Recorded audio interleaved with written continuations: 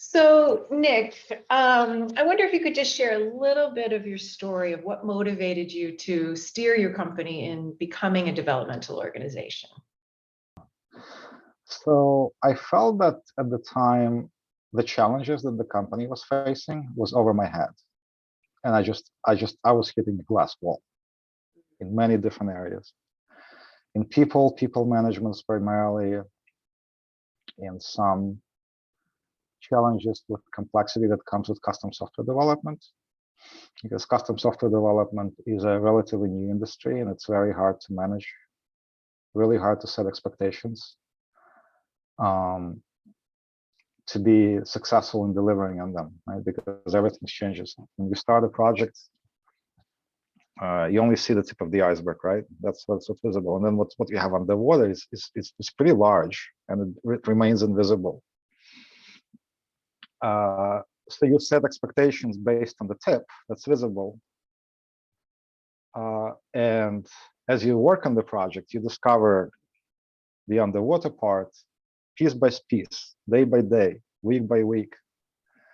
And that discovery kind of kills your initial expectation setting with your clients and with your teams. And that's what makes those projects so challenging. So the main challenge, if you summarize it, it's about managing complexity.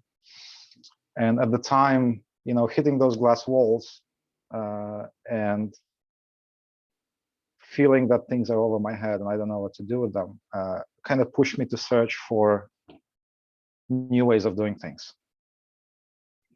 So essentially, you read my article, I wrote about managing conflict, and I looked into Ray Dalio first, and I kept digging, and then I found that there's this framework, DDO, which is much better about managing feedback, for example. So I tried to adopt DDO based on Ray Dalio's work at the early stage, about 5 years ago, adapt bits and pieces of it and try to apply it with the company. And I would say that didn't work very well. And then I met Andy Fleming in about 3.5 years ago. And that relationship kind of gave us the right tools to do it. And it's become a lot more successful from that point on. Was there a stress point that really pushed you toward saying, hey, there's got to be a better way to be working together? What am I missing? The stress point, there wasn't a single point. It was stress all over. Mm-hmm. It was just the constant inability to meet our clients' expectations. Yeah. A lot of conflicts on the team, Mm-hmm. blame on the team. There's a lot of, like, the engineering teams would blame the clients a lot for being incompetent in managing technology. So yeah, it was just, I was immersed in stress. Yeah. And so from what I read from your article, you began to kind of implement these developmental sprints with yourself, starting with yourself first, and then your teams, and then slowly spreading it across the company, where you're looking at your change goals, you're looking at your big assumptions, and you're putting personal development right alongside the development of the company, the personal growth with the growth of the company, and they're equal. It's not one or the other. It's like it seems like you made a decision to say, hey, we're going to value this, and then let's see what happens, and you experimented with it. Yeah. Oh. And what were some of the biggest results that you saw from making that shift to including personal development alongside client care and delivering on time and budgets and all of that? Well, naturally, you have to upgrade your own thinking before you can upgrade your organization's thinking. Speaking of results, so here's one result. In 2021, I guess the craziest year in terms of getting access to technology talent is the time when recruiters got really aggressive at poaching people from existing companies because good people just weren't on the market. And in that entire year, we haven't lost almost anyone who we didn't want to lose. So I think in that entire year, we only lost one person we didn't want to lose. Wow. And that's the time when a lot of companies lost people to competition. The team feels very united and very dedicated to the cause. Even though we are a service company and we don't have a super inspiring purpose, because the purpose that we live with are the purposes of our clients. We have many, right?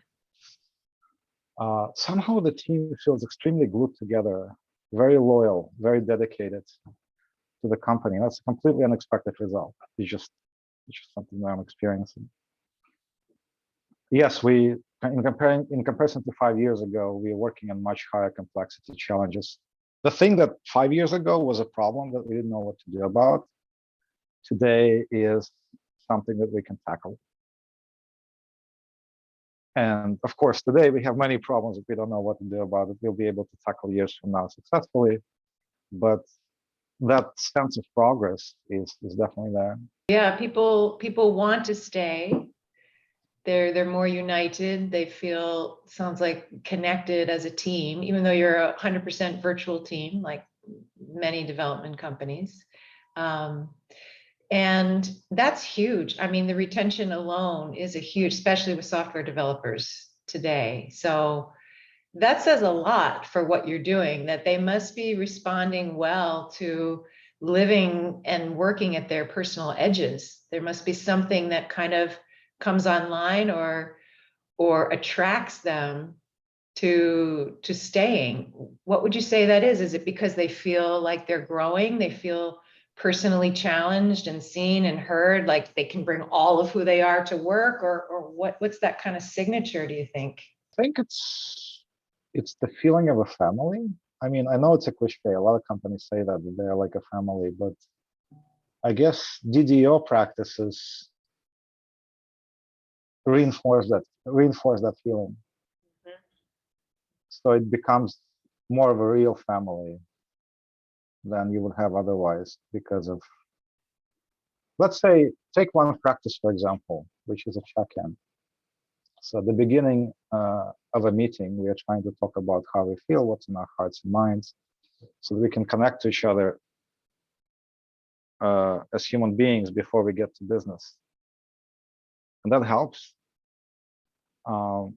There's another practice, which is developmental sprints, where we learn to surface assumptions that we have about whatever improvement goal that an individual will pick for themselves. And experiment with those assumptions, journal, reflect on them, and those are the things that when you do them many times over, change the culture of a company, which becomes a lot more cohesive, and you become more of a part of it, as opposite to somebody who's just an employee who's staying on the outside. It's amazing when you can bring all of who you are to the work that you're doing, the shift that makes in the culture. It seems like a small thing, but it's actually quite huge, isn't it? Yeah, because this is creative work. At least, custom software engineering is the art of the 21st century. Right? And if you are doing art, you can't apply the 20th century, factory management techniques to people. It just doesn't work. You need to have a culture and environment that unleashes people's creativity, where they feel free to create and co-create with others. And that's what the DDO framework helps you do, helps you accomplish. Yeah, because we're not separating out these parts of ourselves, hiding certain parts, spending all this energy trying to look good. Seems like it does open up. It opens up our potential. Yeah. So one thing, one other effect that I've noticed is that when we hire somebody new, they typically take from 3 to 6 months to thaw, to kind of get immersed in this culture and start relaxing, start opening up, and start, occasionally being vulnerable in front of others, and sharing their personal stories and personal problems. It's a gradual process, but again, that apparently we have managed to create an environment that allows that process that I call thawing. Thawing?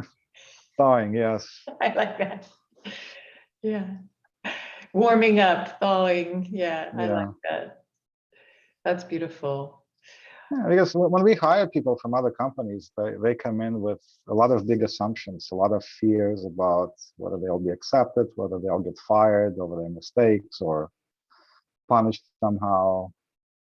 Mhm. And, this environment,